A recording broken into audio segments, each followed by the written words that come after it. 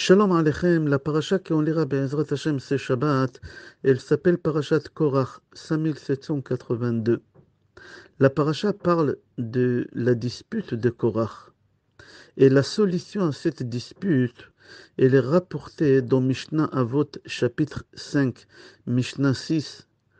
Asara dvarim nivreu be'erev Shabbat ben hashmashot. Il y a 10 choses qu'Akadosh Baruch Hu il a créées vendredi avant le coucher du soleil. Ve'eluen, et les voici. Pi haaretz, ou pi be'er, ou pi haaton, etc. Nous, qu'est-ce qui nous concerne, c'est les trois premières, pi haaretz, ou pi be'er, et pi haaton. Pourquoi les trois ils nous concernent?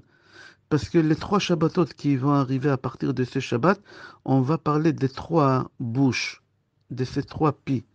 Ce Shabbat, la parashat Korach, on va parler des pi haaretz, la bouche de la terre. Shabbat prochain, Be'ezrat Hashem, parashat Chokat, on va parler des pi be'er, la bouche des puits de Myriam. Et après, troisième Shabbat, parashat Balak, on va parler des pi haaton, la bouche de l'ânesse.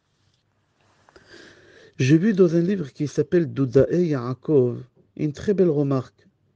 Il a demandé à son rav, il lui a dit pourquoi les trois parachiotes, Korach, Chokat et Balak, parlent des bouches. Mis à part ça, les trois noms de ces parachiotes, il y a un kouf. Korach, le kouf il est au début. Chokat, le kouf il est au milieu. Et Balak, le kouf il est à la fin. Pourquoi? Son rav, il lui a répondu, il lui a dit que la lettre Kouf, il y a un symbole de Gdusha. Et Korach, au début, il y a le Kouf, la Gdusha, pour te dire qu'au début de Korach, c'est là-bas où on trouve la Gdusha, pas en lui. Korach, ben Itzar, ben Kehat, ben Levi. C'est-à-dire que toute la Gdusha de Korach, elle vient de qui? De ses ancêtres, au début de lui. C'est pour ça le Kouf, il est au début. Choukat, cette paracha, elle parle de la vache rousse. Pour te dire que la vache rousse, c'est elle qu'elle doit être pure et c'est pas héréditaire de sa mère. Et c'est pour ça le kouf il est au milieu. Ça lui concerne à elle, la vache rousse. Sa mère, elle peut être pas pure, elle peut être noire, blanche, la vache, mais si la vache rousse, elle est rousse, c'est grâce à elle. Et c'est pour ça le kouf il est au milieu.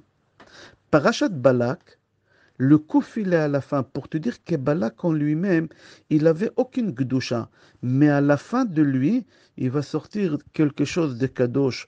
Ruth Moavia, David Amelech, Shlomo Amelech, le Mashiach. Voilà maintenant pourquoi au début Yakouf, au milieu Yakouf et à la fin Yakouf. La question qui est connue, pourquoi Korach il a créé cette dispute? On répond et on dit, sa vision il l'a trompé. Korach, il a vu que de lui, il va sortir Shmuel Hanavi. Et Esrim ve'arba mishmarot kiona, il a vu qu'ils vont sortir de lui des personnes qui sont très importantes. Alors il s'est dit, si demain il va sortir Shmuel, qui il est l'équivalent de Moshe et Aaron en même temps, alors c'est à moi de prendre la kiona Gdola. Et là, j'aimerais commencer le cours. C'est un apéritif et on va rentrer un peu plus approfondi.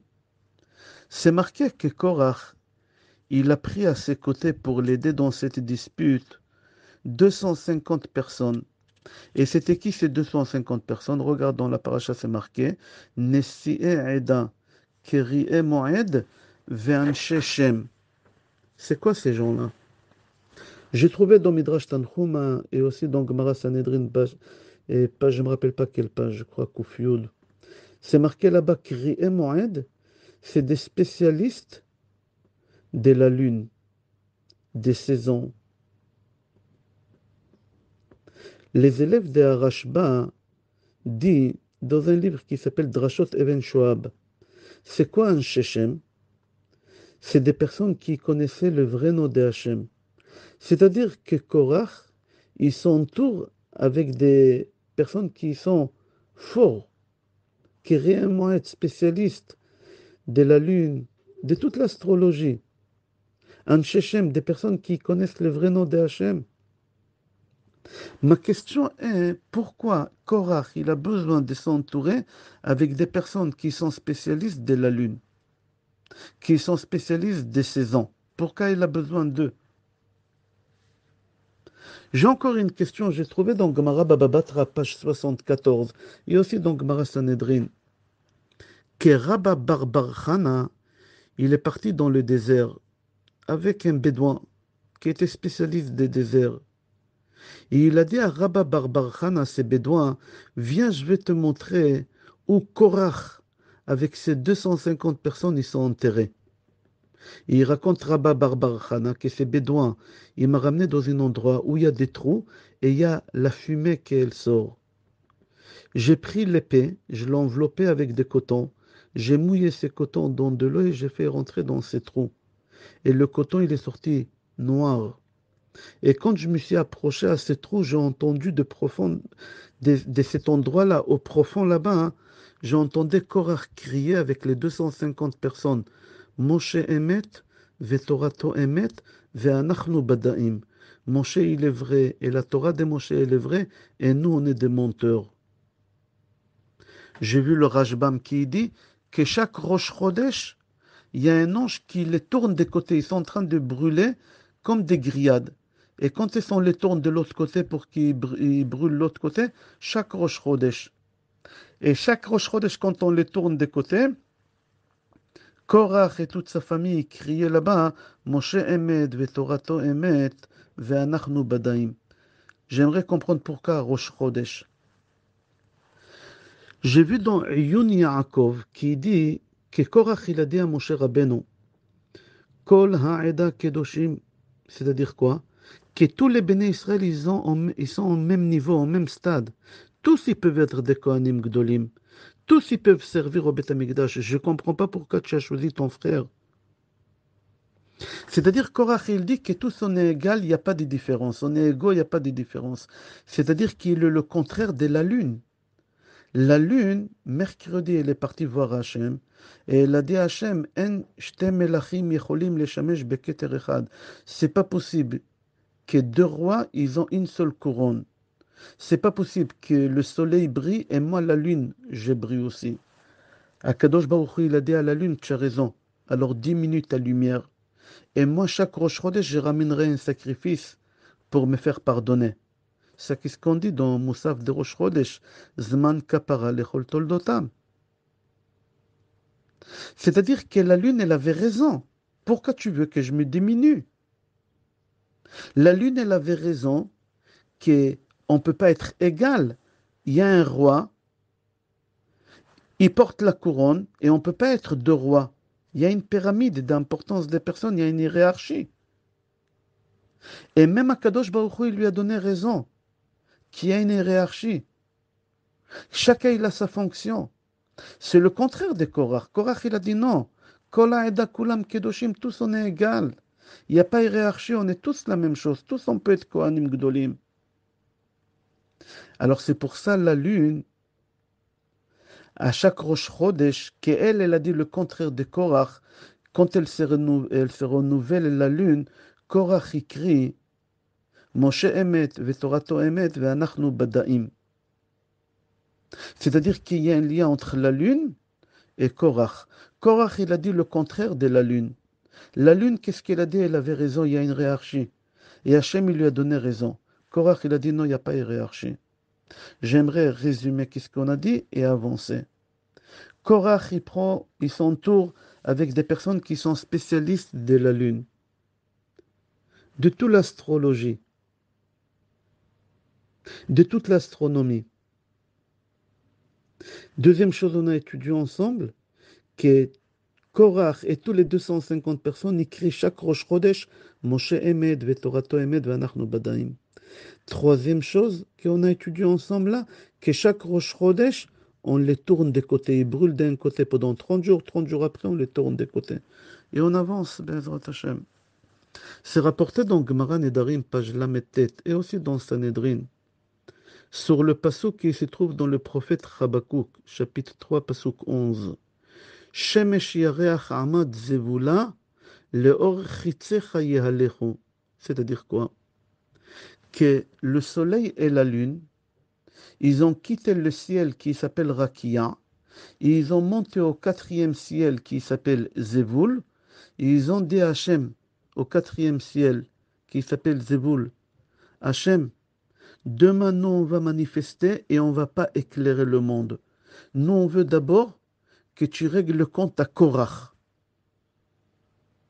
Si tu règles pas le compte à Korach, nous demain on va pas éclairer. On fait une grève, tu imagines? Akadosh Baruch Hu, tout de suite, il a commencé à tirer sur eux des flèches. Il les a obligés à retourner à leur place et à éclairer. Et Hachem, il leur a dit, quand les êtres humains, ils se prosternent devant vous, il y a une époque que les gens ils se prosternaient devant la lune, devant le soleil. Vous n'avez pas manifesté, on va faire la grève, on ne va pas éclairer. Pourquoi maintenant, avec Korach, vous venez, vous manifestez, vous dites, on fait la grève demain? Allez, retournez. Il faut savoir qu'il y a 7 cieux. Le premier, il s'appelle Vilon, le deuxième, il s'appelle Rakia, le troisième, il s'appelle Shrakim, le quatrième, il s'appelle Zevul, le cinquième, il s'appelle Machon, le sixième, il s'appelle Maon, et le septième, il s'appelle Aravot. Le soleil et la lune, ils brillent d'un endroit qui s'appelle Rakia. Ils ont quitté cet endroit qui s'appelle Rakia, ils ont monté au quatrième ciel qui s'appelle Zevul. Et ma question est, je suis très étonné qu'il y a que le soleil et la lune qui ont décidé de manifester contre Korach. Pourquoi le ciel et la terre ne se sont pas présentés devant Hachem? Pourquoi les nuées ils ne se sont pas présentés à Hachem? Ils ont dit, on ne ramènera plus la pluie sur la terre tant que tu règles pas les comptes à Korach. Pourquoi c'est que le soleil et la lune? Et on va avancer maintenant d'après le Sod. J'ai trouvé qu'est-ce que je vous dis dans Sefer Torah Traim. Et il dit que c'est rapporté dans Gemara Sanhedrin. Amar Rabbi Shmuel bar Nachmani, Amar Rabbi Yonatan, que la lune et le soleil, pardon, que Korach il a dit à mon cher Rabbeinu, je te soupçonne que tu étais avec une femme mariée. C'est marqué dans Tehillim 106, Pasuk 17. Vayikaneu le Moshe bamachane. C'est quoi Vayikaneu? La chon Kanaout. C'est Eshet Ish. Mon cher Rabbeinu, quand il entend qu'on le soupçonne qu'il était avec une femme mariée, il tombe, il pleure. Il est effondré. J'ai trouvé dans le Shla Kadosh, je te dis la vérité, si j'aurais pas lu de mes propres yeux, jamais j'aurais dit ça. C'est très dur à entendre. J'ai trouvé dans le Shla Kadosh qui dit, Korach il est parti raconter à tous les 250 personnes que Moshe il a eu des relations avec sa femme. Et il a dit, quand j'ai ramené ma femme chez Aaron le Cohen pour qu'il lui donne de l'eau de sota, il raconte Korach à toutes ces personnes-là que quand ma femme elle a bu cette eau-là, il ne s'est rien passé. Vous savez pourquoi? Parce que Aaron, c'est le frère de Moshe. Et lui, quand il a écrit Parashat Sota, il n'a pas écrit Parashat Sota. Il a écrit des bêtises, c'est pour ça que ça n'a pas marché. Mais je suis sûr et certain que Moshe Rabbeinu, il était avec ma femme, Chaz v'Shalom. Et Korach, il leur dit, maintenant vous comprenez pourquoi Moshe, il a nommé son frère comme Kohen Gadol. Comme ça, Moshe, il peut partir avec toutes les femmes. Et personne ne saura. Son frère, il le couvre. Jusqu'ici, c'est les paroles de Hashla Kadosh, je ne l'aurais pas dit, si je ne l'aurais pas lu de mes propres yeux. Et là, maintenant, on va donner une réponse d'après le Sod. Bezrat Hashem. On a rappelé déjà plusieurs fois dans des cours précédents qu'un homme, quand il faute, il a la possibilité de retourner après sur terre pour réparer, jusqu'à 4 fois. Comme ça, c'est rapporté dans le Zohar Kadosh. Maintenant, Caïn et Evel, ils ont fauté. Caïn, il a fauté qu'il a tué son frère Evel. Evel, il a fauté, c'est marqué dans le Zohar Kadosh, que quand Evel, il a fait les sacrifices, Hachem, il est descendu dans le feu pour consumer ses sacrifices, et Evel, il a vu Hachem. Et c'est marqué dans Sefer Shemot, chapitre 33, Pasuk Vav, qui loir ani Adam vachai. Un homme ne peut pas me voir et rester vivant. Alors Evel, il a fauté, il est mort, il fallait qu'il revienne, il revient chez Chet, mais il n'a pas réparé dans cette génération. Alors maintenant, Caïn et Evel, ils reviennent dans une autre génération. Ou chez Moshe, c'est Hevel et Korach, c'est Caïn. Dans la vie d'avant, Caïn, il tue son frère Hevel et il l'enterre. Maintenant, Caïn, il revient dans le corps de Korach, les deux avec Kouf. Et Hevel, c'est Moshe. Maintenant, comme Caïn, il n'était pas d'accord avec Hevel, ici, Korach, il n'est pas d'accord avec Moshe.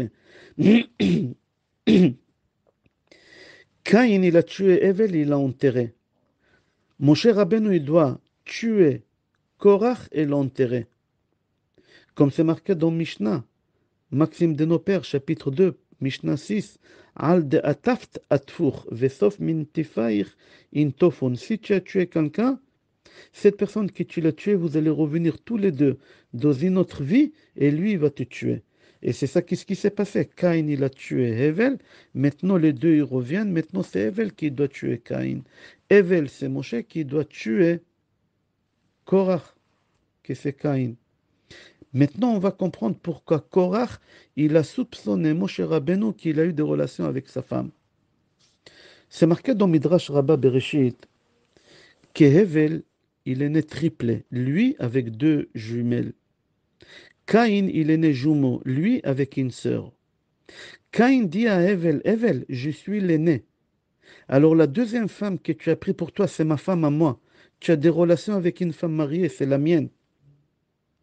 C'est-à-dire que Caïn, il soupçonne et il accuse Hevel qui va avec une femme mariée. Car je suis le premier-né, c'est la mienne. Et il dit le Torah Traim, quand Caïn y revient dans le corps de Korach, il ramène avec lui dans les gènes les mêmes imaginations, les mêmes problèmes psychologiques qu'il avait dans l'autre vie quand il était Caïn, qui soupçonne toujours qu'on lui prend sa femme. C'est marqué quand quelqu'un il quitte le monde dans la vie d'avant, quand il revient, il ramène avec lui des problèmes psychologiques, des problèmes. Il ramène avec lui d'anxiété, des peurs, mais on va fermer cette parenthèse. Ici, Caïn, il soupçonne qu'Ève lui a pris sa femme. Caïn, il revient avec les mêmes soupçons que c'est Korach, il dit à Moshe Rabbeinu, tu as pris ma femme. Il dit le Torah Traim, c'est marqué, clair, dans Bereshit chapitre 4, pasuk 7, Im tetiv se'et. Comment tu écris se'et? Shin alef taf. Maï se'et, c'est quoi se'et? Il dit c'est eshet. C'est-à-dire que quand il dit à Evel, tu transgresses le péché de ne pas convoiter la femme de ton ami. C'est ma femme. On va avancer un peu plus profond. Bezrat Hashem. Le soleil et la lune, ils disent à Hashem, il faut que tu règles le compte à Korach. Sinon, demain, on fait une manifestation, on ne va pas éclairer dans le monde. Il faut comprendre c'est quoi cette manifestation. Voilà une belle réponse qui donne Torah Traim. C'est marqué dans la Torah, hein, quand Caïn il a tué Hevel, et Caïn il a passé au tribunal, et il a gagné, et il a dit à Hachem, Hachem, j'ai peur qu'on me tue. Ve'aya kol motzai yahargeni. On peut me tuer. Rachel dit de qui il avait peur qu'il le tue. Qui il était dans le monde pour qu'il le tue. Son père, sa mère et les trois femmes. Ah, alors il avait peur de qui? Des animaux, des bêtes. Alors Hachem, qu'est-ce qu'il a fait? Il a donné une protection à Caïn. Qu'est-ce qu'il a donné comme protection? C'est marqué là-bas, hôte. Vayasem Hachem le Caïn, hôte. C'est quoi hôte? Dans le Midrash, c'est rapporté, hôte. C'est un rayon de soleil qui le protège. Comme c'est marqué, Vayu le otot ou le moadim. C'est-à-dire qu'Akadosh Baruch Hu, il a donné un ordre au soleil d'envoyer un rayon du soleil en permanence sur Caïn. Comme ça, il est protégé. Partout où Caïn y partait, ce rayon de soleil l'a accompagné. Et tout celui qui voyait ce rayon de soleil sur Caïn, il avait peur, il ne le touchait pas. C'est-à-dire que Caïn, il avait une protection, il avait peur de personne.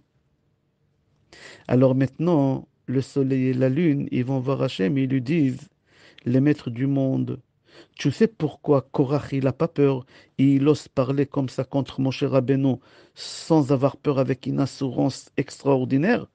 Parce que le même rayon de soleil qu'il a accompagné Caïn dans la vie d'avant, il continue à rayonner sur lui dans cette vie de Korach. C'est pour ça que Korach, il n'a pas peur des personnes, il se sent protégé. Alors nous, on ne veut pas sortir demain. Pourquoi? Parce que dans la vie d'avant, on ne pouvait pas faire du mal à Caïn. Maintenant aussi, on ne peut pas faire du mal à Korach parce qu'il a un rayon de soleil. Demain, on ne veut pas sortir pour enlever ce rayon de soleil.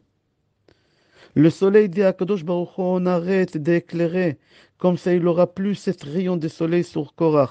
Comme ça, Korach ne va pas se sentir protégé comme il a senti depuis la vie d'avant. Et comme ça, on peut l'atteindre.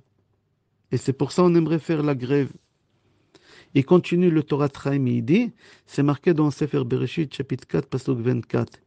Kishuv ataim yakum Caïn. Akadosh Baruch Hu dit à Caïn, la protection que je te donne, c'est jusqu'à cette génération. Après cette génération, stop. L'émech, il va te tuer.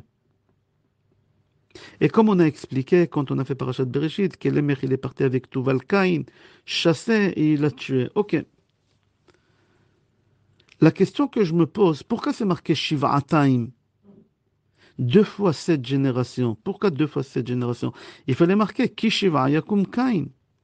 Le Torah Traim, il répond, il dit Cain, il fallait qu'il revienne deux fois ici, et la deuxième fois, la septième génération, il va le tuer. C'est qui? C'est Korach. Korach, il est la septième génération. Abraham, Yitzhak, Yaakov, Lévi, Kehat, Yitzhar et Korach. Moshe Rabbeinu aussi, il est la septième génération. C'est pour ça que c'est marqué Shiva'ataim. C'est-à-dire qu'Hachem, il dit à Korach, tu vas mourir deux fois. Il faudra qu'on t'enterre comme toi tu as fait à Hevel.